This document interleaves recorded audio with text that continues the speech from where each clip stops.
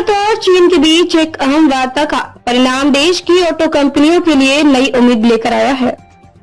चीन ने हाल ही में कुछ खास किस्म की धातुओं के निर्यात पर प्रतिबंध लगाया था। इनमें सबसे अहम है रेयर अर्थ मैग्नेट, जिनका इस्तेमाल इलेक्ट्रिक वाहनों समेत ऑटोमोटिव मोटर्स में होता है। इस फैसले से भारतीय वाहन उद्योग की चिंता बढ़ गई थी, लेकिन अब इस मुद्दे पर चीन ने भारत की चिंताओं को गंभीरता से लेने का संकेत दिया है। बीते गुरुवार को नई दिल्ली में चीन के उप विदेश मंत्री सुन वीडोंग और भारत के विदेश सचिव विक्रम मिस्री के बीच एक अहम मुलाकात हुई। इस बैठक में रेयर अर्थ मैग्नेट की आपूर्ति में आ रही रुकावट पर भी चर्चा हुई। हालांकि भारतीय विदेश मंत्रालय के बयान में इस धातु का सीधा उल्लेख नहीं किया गया, लेकिन कहा गया कि आर्थिक और परकारपरक चर्चा करने की सहमति बनी है। परकारपरक चर्चा करने की सहमति बनी है। इसका सीधा अर्थ है कि अब दोनों देश इस मुद्दे पर मिलकर समाधान की दिशा में काम करेंगे। रेयर अर्थ मैग्नेट ऐसे खास चुंबकीय पदार्थ होते हैं जिनका इस्तेमाल इलेक्ट्रिक वाहनों के मोटर्स, पवन टरबाइन, हाई टेक सैन्य उपकरणों और स्मार्टफोन जैसे आधुनिक उत्पादन में किया जाता है। चीन इस क्षेत्र में दुनिया का सबसे बड़ा उत्पादक है।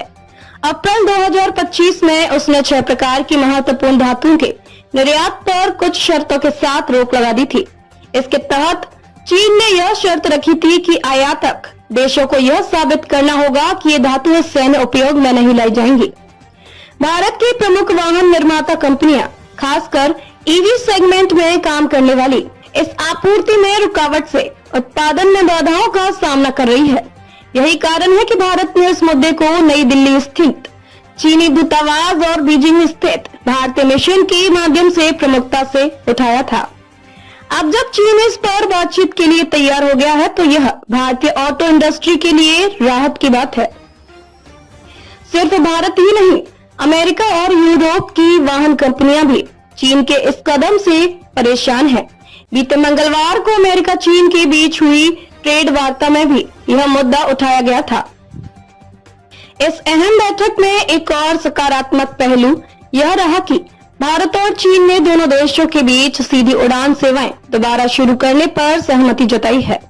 इससे व्यापार, पर्यटन और कूटनीति तीनों स्तर पर संवाद को गति मिलेगी। चीन के इस नरम रुख से न केवल भारत की ऑटोमोबाइल इंडस्ट्री को संजीवनी मिल सकती है, बल्कि यह दोनों देशों के बीच व्यापारिक संबंधों में भी एक नया अध्याय खोल सकता है। हम आगे भी इस मुद्दे पर नजर बनाए रखेंगे।